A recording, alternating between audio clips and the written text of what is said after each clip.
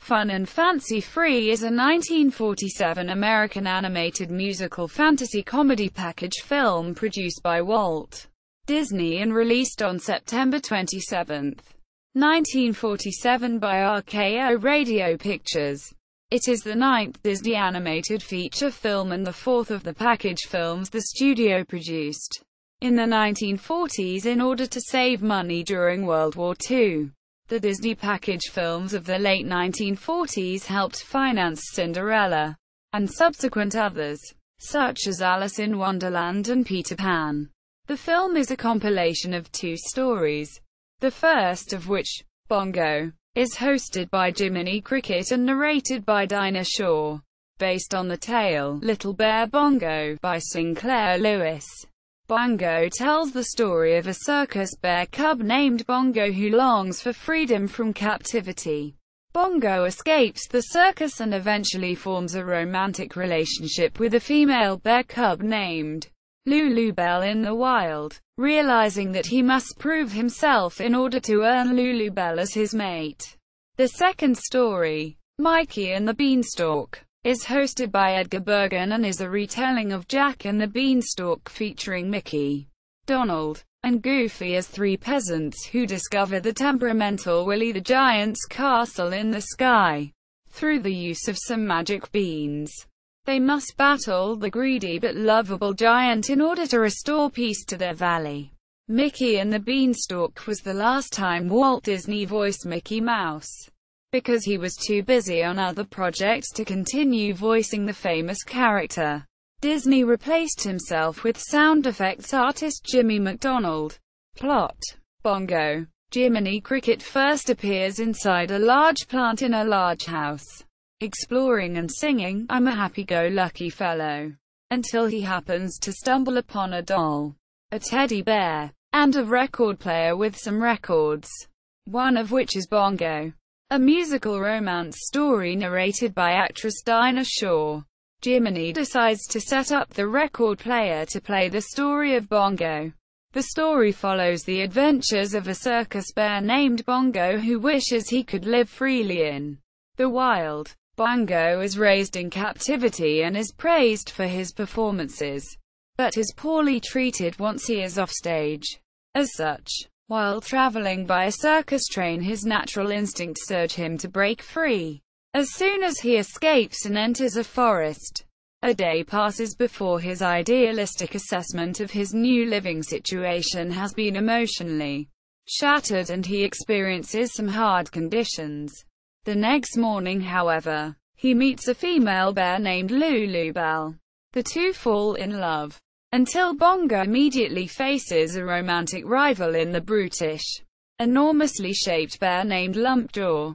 Bongo fails to interpret Lulubelle slapping him as a sign of affection, and when she accidentally slaps Lumpjaw, he claims her for himself, forcing all other bears into a celebration for the happy new couple.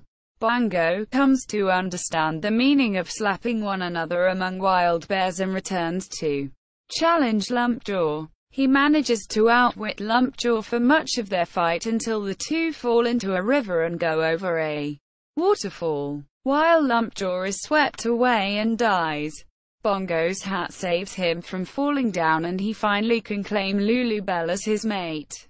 Bongo later aired as an individual episode on a 1955 episode of Walt Disney's anthology TV series, with new introductory segments, which used Jiminy Cricket's narration and singing replacing Dinah Shore's. The short was released separately in 1989 in the Walt Disney Mini Classics line, Mikey and the Beanstalk. This segment is narrated by Edgar Bergen in live-action sequences, who, with the help of his ventriloquist dummies Charlie McCarthy and Mortimer Snerd, tells the tale to child actress Luana Patton at her birthday party. The short later aired as an individual episode on a 1963 episode of Walt Disney's anthology TV series with new introductory segments. Ludwig von Drake, voiced by Paul Frees, replaces Edgar Bergen as the narrator in the 1963 version, for which he has a Beetle companion named Herman. replacing the sassy comments of Edgar Bergen's ventriloquist dummy Charlie McCarthy. A second version of the short was produced, replacing Bergen with narration by Sterling Holloway. As a standalone short in such venues as the 1980s TV show Good Morning, Mikey. This short was one of many featured in Donald Duck's 50th birthday. A third version of Mickey and the Beanstalk was on the Disney television show, The Mouse Factory, which aired from 1972 to 1974. This version starred Shari Lewis and Lamb Chop. The Ludwig von Drake version of Mickey and the Beanstalk was released separately in 1988 in the Walt Disney Mini Classics line. This version was then re-released in 1994 as a part of Disney Favorite Stories collection. In 2004, the theatrical version of Mickey and the Beanstalk was released as a bonus feature on the Walt Disney Treasures set Mickey Mouse in Living Color, Volume 2. The TV version, featuring Ludwig von Drake narrating, is available as part of the Disney Animation Collection, Volume 1. A jovial countryside land called Happy Valley, kept alive at all times by a singing harp, is suddenly plagued by a severe drought and falls into turmoil and depression after the harp is stolen from the castle by a mysterious assailant, and also nicknamed Gruesome Gulch. The residents are driven into poverty and forced to leave in order to avoid death by starvation. Eventually, only 3 residents are left: Mikey, Donald, and Goofy. The trio have but just one loaf of bread and a single solitary bean to eat.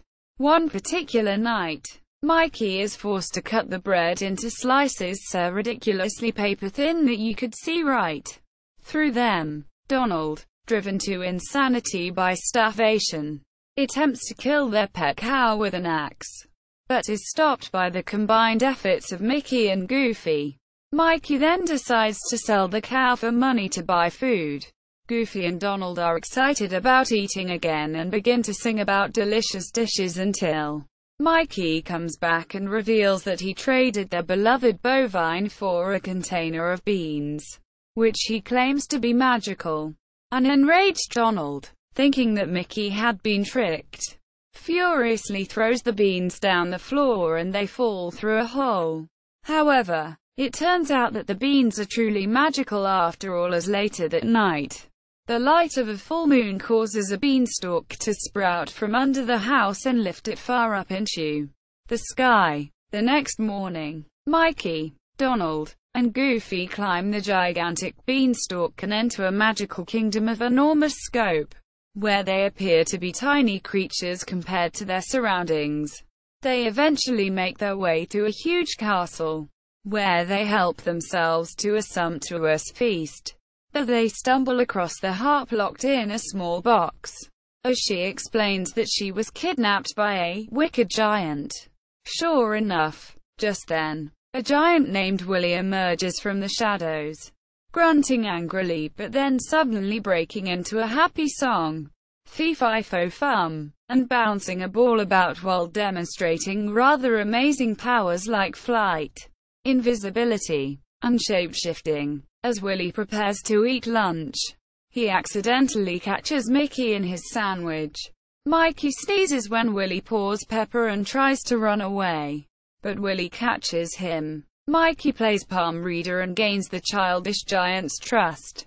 Willie offers to show off his powers, and Mickey, spotting a nearby fly swatter, asks him to change into a fly. However, Willie suggests turning into a pink bunny instead. And as he does, he sees Mickey, Donald, and Goofy with the fly swatter. Angry, Willie captures Mickey, Donald, and Goofy and locks them in the harp's chest so as to keep them from pulling any more tricks. In order to escape, Mikey must find the key and rescue his friends, and does so with the help of the singing golden harp, who begins singing Willie to sleep. Mickey almost alerts Willie to his presence by sneezing after falling into a box of powder in Willie's pocket. But the same powder makes Willie sneeze and he loses sight of Mickey. Mikey frees his friends and they make a break for it with the harp. However, Willie wakes up from his sleep and spots them giving chase all the way to the Beanstalk. Mikey stalls him long enough for Donald and Goofy to reach the bottom and begin soaring the Beanstalk. Mikey arrives just in time to finish the job of cutting down the Beanstalk, and Willie, who was climbing down, falls to his apparent death. Back in the narrator's home, the narrator, be it Ludwig von Drake or Edgar Bergen, finishes his story and cheers up his companion, be it Herman or Mortimer Snerd, who was crying for Willie. Just as the narrator says that Willie is a fictional character and not real, Willie himself appears, alive and well, tearing the roof off the narrator's house. Willie inquires about Mickey's whereabouts, but the narrator faints in shock while the companion tells Willie good night. Before the scene closes, Willie notices the Brown Derby restaurant and picks up the building searching for any sign of Mickey, and since the restaurant looks like a hat, places it on his head, and stomps off with the Hollywood lights blinking in the background. Voice cast: Edgar Bergen, himself, Charlie McCarthy and Mortimer Snerd. Luana Patton, herself, Dinah Shore, singer, narrator of Bongo, Cliff Edwards, Jiminy Cricket, Walt Disney, Mickey Mouse, Clarence Nash, Donald Duck, Pinto Colvig, Goofy, Billy Gilbert, Willie the Giant, Anita Gordon, singing harp, The King's Men, Happy Valley Crows. Production. During the 1940s, Mickey and the Beanstalk and Bongo were originally going to be developed as two separate feature films. In the late 1930s, Mickey's popularity fell behind Donald Duck, Goofy, Pluto and Max Fleisch's Popeye. To boost his popularity, Disney and his artists created cartoons such as Brave Little Tailor and The Sorcerer's Apprentice, which was later included in the feature film Fantasia. In early 1940, during production on Fantasia, animators Bill Cottrell and T. He pitched the idea of a feature film based on Jack and the Beanstalk starring Mickey Mouse as Jack, with Donald Duck and Goofy as supporting characters. When they pitched it to Disney, he burst out laughing with tears rolling down his cheeks with joy. As Cottrell and he later recalled, Disney enjoyed it so much he invited other employees to listen to their tale. However, he said as much as he enjoyed it, the film would never go into production because, as Disney claimed, they murdered his characters. However, Cottrell and he were able to talk Disney into giving it the green light and story development as The Legend of Happy Valley, which commenced on May 2, 1940. The original treatment remained more or less the same in the film. However, there were a few deleted scenes. For example, there was a scene in which Mickey took the cow to market where he meets Honest John and Gideon from Pinocchio, who con him into trading his cow for the magic beans. Another version had a scene where Mickey gave the cow to the Queen, played by Minnie Mouse, as a gift, and in return she gave him the magic beans. However, both scenes were cut when the story was trimmed for fun and fancy-free, and the film does not explain how Mickey got the beans.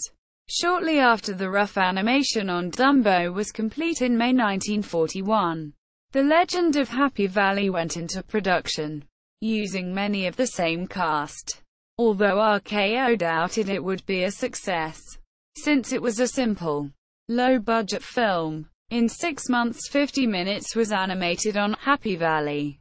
Then on October 27, 1941, due to the Disney animators' strike and World War II, which had cut off Disney's foreign release market, caused serious debts, so Disney put The Legend of Happy Valley on hold. Meanwhile, production was starting on Bongo, a film based on the short story written by Sinclair Lewis for Cosmopolitan magazine in 1930.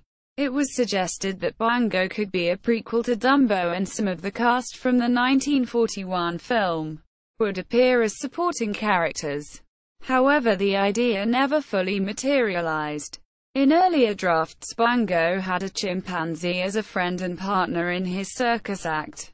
He was first called Beverly, then Chimpy, but the character was ultimately dropped when condensing the story. Bongo and Chimpy also encountered two mischievous bear cubs who were dropped.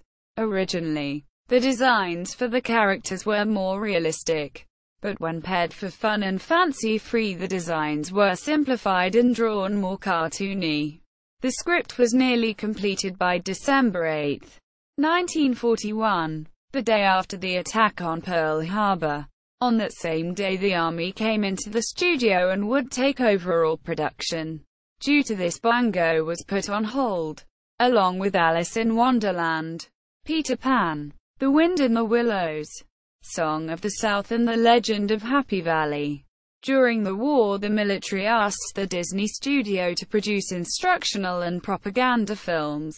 During and after the war, Disney stopped producing single narrative feature films due to costs and decided to package animated shorts to make feature films. A package film. He did this during the war on Saludos Amigos and The Three Caballeros, and continued after the war, until he had enough money to make a single narrative feature again. Disney felt that since the animation of Bongo and The Legend of Happy Valley, renamed Mickey and the Beanstalk, was not sophisticated enough to be a Disney animated feature film, the artists decided to include the story in a package film. At first, Disney wanted Mickey and the Beanstalk paired with Wind in the Willows, which was in production around this time, under the new title Two Fabulous Characters. However, Mickey and the Beanstalk was cut from Two Fabulous Characters and paired with Bongo instead. Two Fabulous Characters eventually added The Legend of Sleepy Hollow and was retitled The Adventures of Ichabod and Mr. Toad.